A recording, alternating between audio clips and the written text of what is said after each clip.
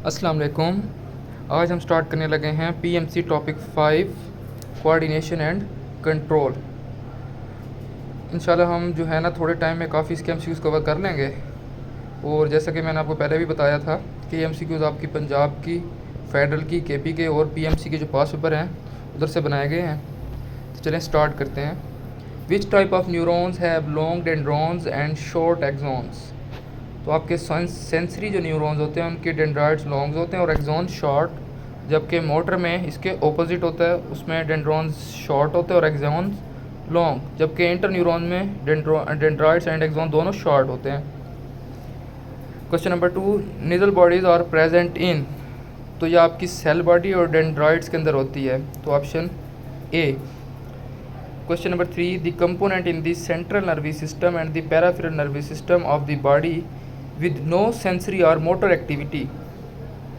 तो देखें आपके जो डेंड्राइट्स हैं, एक्सॉन्स हैं, आपकी जो इसके अलावा सेल बॉडीज़ हैं या गैंग्लिया हैं, ये जो है इम्पल्स की ट्रांसमिशन में इन्वॉल्व होते हैं। ठीक है, तो ये तो क्या होंगे, सेंसरी होंगे या मोटर हो सकते हैं क्योंकि इम्पल्स को ट्रांसमिट कर रहे हैं। जबकि जो ग्लायल सेल्स हैं हमारे न्यूरलिया सेल्स, वो हमारे नो न्यूरोनल सेल्स हैं, मतलब कि ये इम्पल्स में ट्रांसमिशन में इन्वॉल्व नहीं है, इसलिए इसका सेंसरी और जो मोटर एक्टिविटी नहीं है। इसका जो फंक्शन क्या है हमारे पास, नोरिशमेंट और सपोर्ट प्रोवाइड करना।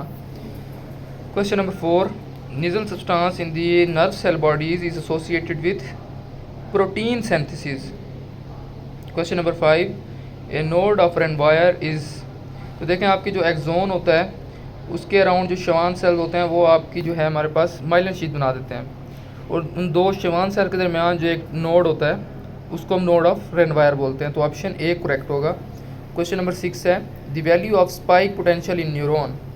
तो स्पाइक पोटेंशियल बोलते हैं highest peak of the action potential, जो कि आपकी 50 जो है हमारे पास मिली वोल्ट है, option A. Question number 7, which of the following is not found in axon. Neurofibrils उसमें होते हैं, माइक्रोट्यूब्यूल्स भी होते हैं, माइटोकॉन्ड्रिया भी होता है, आर नहीं होता क्योंकि एक्सॉन के अंदर प्रोटीन सिंथेसिस नहीं होती, वो आपके जो डेंड्राइट्स और सोमा के अंदर होती है। Question number 8, which of the following hormone is produced in brain. तो आपके ब्रेन में एंडोर्फिन हार्मोन है जो प्रोड्यूस होता है, और ये हार्मोन और न्यूरोट्रांसमीटर दोनों के तौर पे एक्ट करता है, और इसका काम क्या होता है, पेन पाथवे को सप्रेस करना। ठीक है। Question number 9, which of the following is a component of post synaptic neuron in A synapse. तो देखें जब नर्व इम्पल्स आएगी प्री सिनेप्टिक न्यूरॉन के अंदर, तो हमारे पास कैल्शियम चैनल ओपन होंगे, जो वेजिकल होंगे जिसमें न्यूरोट्रांसमीटर होंगे वो हमारे पास प्री सिनेप्टिक न्यूरॉन से निकल के आ जाएंगे सिनेप्टिक लेफ्ट में और बाइंड कर जाएंगे पोस्ट सिनेप्टिक न्यूरॉन की मेम्ब्रेन के ऊपर, जिसकी वजह से फिर सोडियम चैनल ओपन होंगे और सोडियम का इन्फ्लक्स होगा और उससे एक्शन पोटेंशियल जनरेट होगा। तो पोस्ट सिनेप्टिक न्यूरॉन का कौन सा पार्ट होगा, सोडियम चैनल या फिर membrane receptor. Question number 10, which of the following is the main neurotransmitter of the brain. तो ब्रेन का न्यूरोट्रांसमीटर कौन सा होगा, तो आंसर इज़ डोपामीन। ठीक है, जो आपका एसिटाइलकोलिन है वो हमारे पास outside the central nervous system होता है, चले, और बाकी कॉर्टिसोन और इंसुलिन वो न्यूरोट्रांसमीटर नहीं है। Question number 11, neurotransmitter is released by presynaptic axon terminal into synaptic cleft by exocytosis. Exocytosis के मदद से जो रिलीज होते हैं। Question number 12, chief component in the composition of myelin sheet. जो कि माइलिन शीट होती है बेसिकली ये लाइपोप्रोटीन होती है, उसमें जो ज़्यादा कंट्रीब्यूशन होती है वो आपकी लिपिड की होती है। Question number 13, ECG is important test in the study of epilepsy. Question number 14, spinal cord originates from which of the part of the brain. तो देखें आपका सबसे ऊपर जो होगा सेरिब्रम होगा, ठीक है, उससे आप नीचे आ जाए तो हमारे पास होगा हाइपोथैलेमस। ठीक है, हाइपोथैलेमस से नीचे आ जाए तो आपके हो जाएगा brain stem start. Brain stem के 3 पार्ट होते हैं, सबसे सुपीरियर वाला आपका मिड ब्रेन, फिर पोन्स और सबसे नीचे वाला मेडुला, और मेडुला से ही जो आपका स्पाइनल कॉर्ड ओरिजिनेट होता है downward. Question number 15, nerves of sympathetic system arise from. तो देखें आपकी बुक में लिखा हुआ है सिंपैथेटिक सिस्टम की जो नर्व्स होती हैं वो मिड पोर्शन से अराइज होती हैं आपके वर्टिब्रा के। तो मिड पोर्शन क्या होगा, थोरेसिक होंगे, ठीक है, और आपके सैक्रल होंगे। तो फर्स्ट थोरेसिक से सेकंड सैक्रल तक जो आपके फर्स्ट थोरैसिक से सेकंड लंबर तक जो होती हैं आपकी, वहाँ से आपके जो है ना ये सिंपैथेटिक सिस्टम की जो नर्व्स अराइज करती हैं, ठीक है। और जो पैरासिम्पैथेटिक की होती हैं वो आपके सैक्रम से अराइज कर रही होती हैं। Question number 16, thalamus does not receive information.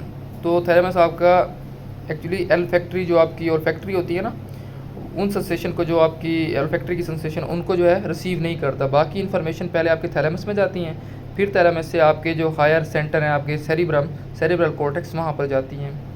Question number 17, the largest part of the brain is. तो ब्रेन का लार्जेस्ट पार्ट आपका सेरिब्रम है और second largest part cerebellum. Question number 18, which part of the brain moves right side of the body. तो आपने देखा था कि सेरिब्रम होता है, cerebrum is divided into right and left halves by the longitudinal fissure and these halves communicate by corpus callosum. तो आपका जो राइट साइड का सेरिब्रम होगा वो आपके लेफ्ट साइड को कंट्रोल करेगा, जबकि लेफ्ट साइड वाला आपके राइट साइड को कंट्रोल करेगा। और इस सेरिब्रम को जो है हम 4 लोब्स में डिवाइड करते थे, फ्रंटल लोब, टेम्पोरल लोब, जो आपकी ओसिपिटल लोब और पैराइटल लोब। अब जो आपकी फ्रंटल लोब है उसका काम होता है आपकी मोटर एक्टिविटी को कंट्रोल करना, वॉलंटरी एक्टिविटी को, इसके अलावा आपकी इंटेलिजेंस को, थॉट प्रोसेस को। जबकि आपकी टेम्पोरल लोब का काम होता है आपकी हेयरिंग से रिलेटेड, क्योंकि अब राइट साइड को मूव करवाना है तो लेफ्ट फ्रंटल लोब होगी, ठीक है। Question number 19, corpus callosum is a large band of axons. Question number 20, autonomic nervous system utilize. तो ये 2 न्यूरॉन्स 1 गैंग्लिया, एक होता है प्री गैंग्लियोनिक न्यूरॉन, फिर गैंग्लिया आता है, फिर पोस्ट गैंग्लियोनिक न्यूरॉन्स। तो MCQ नंबर 21 है, it's time to play, who am I arise as a single fibre from the cell body and differentiate into 2 branches which run toward the CNS। तो simple है कि CNS की तरफ जा रही है तो सेंसरी न्यूरॉन होगी, और आपको पता है कि 2 रूट में डिवाइड करती है ये, sensory and peripheral root. Question number 22, each spinal nerve has 2 roots. तो इसकी 2 रूट्स होती हैं, dorsal and ventral. Which of the following is not a component of central nervous system. तो ब्रेन एंड स्पाइनल कॉर्ड तो आपके component हैं, और brain and spinal cord किस चीज़ के बने होते हैं, न्यूरॉन्स के, तो न्यूरॉन भी इसका कंपोनेंट होगा। लेकिन नर्व्स जो हैं वो आपके पैरासिम्पैथेटिक नर्वस सिस्टम का कंपोनेंट हैं। पैरासिम्पैथेटिक नर्वस सिस्टम में 2 चीज़ें हैं, nerves and neurons. Question number 24, normal production of cells of islets of the Langerhans is under the control of anterior pituitary. Basically ये आपके ACTH और जो आपका जो ग्रोथ हार्मोन है उसके अंडर होते हैं, तो एंटीरियर पिट्यूटरी आपका आंसर होगा। Question number 25, thyrotropes of pituitary gland secrete. तो थायरोट्रोप्स ऑफ पिट्यूटरी ग्लैंड आपके रिलीज़ करते हैं थायराइड स्टिमुलेटिंग हार्मोन, जो फिर जाके एक्ट करेगा आपके थायराइड ग्लैंड पे और वहाँ से रिलीज़ करवाएगा T3 एंड T4, ठीक है, और कैल्सिटोनिन को। उसके बाद है 26, hormones from pituitary gland are secreted are released into blood by. तो जब ग्लैंड से हार्मोन रिलीज होते हैं तो वो आपके कैपिलरीज में जाते हैं, ठीक है, कैपिलरीज में। MCQ number 27, hormone secreted by adrenal medulla are chemically. तो आपके एड्रिनल मेडुला से जो हार्मोन रिलीज होते हैं वो आपके होते हैं एपिनेफ्रीन एंड नॉर एपिनेफ्रीन, और जो हार्मोन है वो आपके अमाइनो एसिड डेरिवेटिव्स हैं। Question number 28, hormones can operate on the level of organisation. तो सेल, टिश्यू, ऑर्गन तीनों लेवल पे एक्ट करता है। हार्मोन बेसिकली क्या करेगा, एक ऑर्गन या टिश्यू, उसका कोई सेल होगा, उसके ऊपर रिसेप्टर होगा, उस पर जाके बाइंड करेगा और फिर जो है आगे सारा प्रोसेस चल रहा होगा। तो हार्मोन तीनों लेवल पे जो है हमारे पास ऑपरेट करता है। Question number 29, all of the following hormone raise the blood glucose level except. तो ग्लूकागोन है जो वो आपका ग्लूकोज का लेवल राइज करता है, जबकि इंसुलिन डिक्रीज करता है। एपिनेफ्रीन भी आपका ग्लूकोज का लेवल राइज करता है फ्रॉम ग्लाइकोजन। जो आपका कॉर्टिसोल है वो भी आपका ग्लूकोज का लेवल राइज करता है, लेकिन ग्लाइकोजन से नहीं, वो प्रोटीन से राइज करता है आपका ग्लूकोज। प्रोटीन्स की ब्रेकडाउन होगी, ग्लूकोज बना के ग्लूकोज का लेवल राइज करेगा। लेकिन एल्डोस्टेरोन जो है वो आपका ग्लूकोज का लेवल राइज नहीं करता, ठीक है, वो सोडियम और वाटर का जो है वाटर की एब्जॉर्प्शन करवाता है। Question number 30, immune destruction of beta cell of pancreas leads to. तो देखें, बीटा सेल ने सिक्रीट करनी होती है इंसुलिन, अगर वो उसकी डिस्ट्रक्शन हो जाएगी तो इंसुलिन रिलीज़ नहीं होगा। जब इंसुलिन रिलीज़ नहीं होगा तो आपकी बॉडी ग्लूकोज को यूटिलाइज़ नहीं कर सकेगी, जिसकी वजह से ब्लड में ग्लूकोज का लेवल बढ़ जाएगा और हमसे कहेंगे इससे डायबिटीज़ मेलाइटस हो गई है। ठीक है, तो answer is option B. MCQ number 31, hormone regulated by positive feedback in some normal physiological condition include.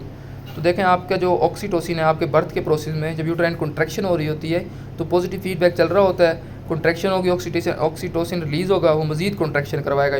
ठीक है, जिसकी वजह से जो हमारा है फीटस एक्सपेल हो जाएगा। MCQ number 32, which of the following hormone is produced by pituitary gland in both male and females but functional only in the female. तो देखें ग्रोथ हार्मोन तो ऑप्शन ए में ग्रोथ हार्मोन दोनों में होगा और फंक्शनल भी होगा। ADH दोनों में होगा, वाटर के एब्जॉर्प्शन कराएगा। LH मेल में भी होता है फीमेल में भी होता है, लेकिन प्रोलैक्टिन है जो फीमेल में ओनली फंक्शनल होता है। ठीक है, तो answer is option D. Question number 33, Sertoli cells are regulated by pituitary hormone known as. तो आपके जो फॉलिकल स्टिमुलेटिंग हार्मोन होते हैं वो सर्टोली सेल्स को रेगुलेट करते हैं, स्पर्मेटोजेनेसिस करवाते हैं। ठीक है, फिर सर्टोली सेल्स इनहिबिन रिलीज करके नेगेटिव फीडबैक के जरिए फॉलिकल स्टिमुलेटिंग हार्मोन का लेवल को डिक्रीज कर देते हैं ताकि जो स्पर्मेटोजेनेसिस का प्रोसेस है वो कंट्रोल लेवल के ऊपर हो सके। जबकि जो आपके LH हार्मोन है वो आपके लेडिक सेल्स पे एक्ट करके वहाँ से टेस्टोस्टेरोन को रिलीज़ करवाता है। ठीक है, question number 34, the cause of Graves disease. तो ये देखें ग्रेव्स डिजीज़ एक ऑटोइम्यून डिजीज़ है। ऑटोइम्यून मतलब खुद ब खुद, तो उसमें क्या होगा, बॉडी के अंदर एक एबनॉर्मल प्रोटीन बन जाएगी जो काम करेगी थायराइड स्टिमुलेटिंग हार्मोन की तरह।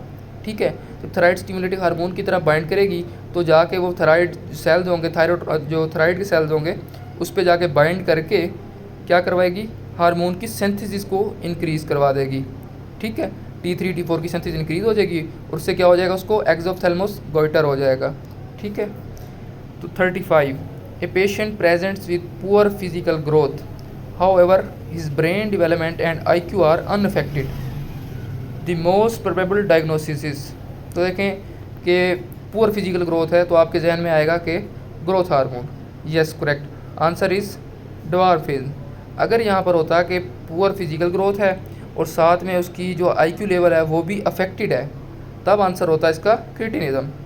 ठीक है, poor physical growth plus IQ affected तो क्रिटिनिज्म। अगर only poor physical growth then answer is dwarfism. ठीक है, चले यहाँ पर हम बस करते हैं, फिर जो है इसका जो बाकी MCQs होंगे वो हम नेक्स्ट पार्ट में करेंगे। शुक्रिया। अगर आपको कोई भी जो मसला हो किसी भी MCQs में इसके अलावा भी तो आप जो है कमेंट सेक्शन में पूछ लिया करें। ठीक है, अल्लाह हाफिज़।